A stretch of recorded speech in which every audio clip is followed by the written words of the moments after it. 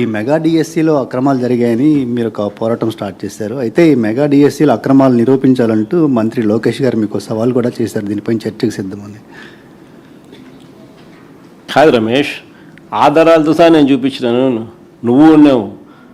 ఎవడు సమాధానాలు పెద్ద పెద్ద పురుష పదజాలం అవసరం లేదు స్వామి. ఆ సమాధానాలు, ఆ జీవోలు అన్నీ చూపించినాము. ఆ జీవో ఇట్లా నువ్వే ఇచ్చినావు, ఇదిగో జీవో ఇది, GO number so and so, GO number so and so అని సాక్ష్యాలు ఆధారాలతో చూపించిన. నీ చేతనైతే ఇవి కాదు జీవోలు, ఇవి జీవోలు, ఇది వాస్తవాలు, ఇవి కాదు ఇవి అవాస్తవాలు, ఇవి వాస్తవాలు అని చెప్పి చూపించు.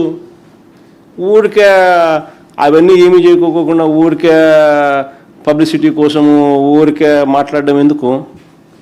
దానివల్ల నువ్వు సాధించేది ఏంది? ఇప్పుడు ప్రజలు నువ్వు మాట్లాడేది చూస్తున్నారు, నేను మాట్లాడేది చూస్తున్నారు. ప్రజలు పిచ్చోళ్ళు కాదు. ఎవరెవరు మాట్లాడుతూ ఉన్నారు, ఎలా మాట్లాడుతున్నారు, ఏం మాట్లాడుతూ ఉన్నారు, ఏమేమి ఆధారాలు చూపిస్తూ ఉన్నారు, ఆ ఆధారాలకు సంబంధించిన విషయాలు ఏమిటి అని ప్రజలు గమనిస్తూనే ఉండరు. ఆ ఆధారాలన్నీ చూపించి మాట్లాడితేనే ఆర్గ్యుమెంట్ ఏదైనా కానీ ఎవరైనా కూడా రిసీవ్ చేసుకుంటారు.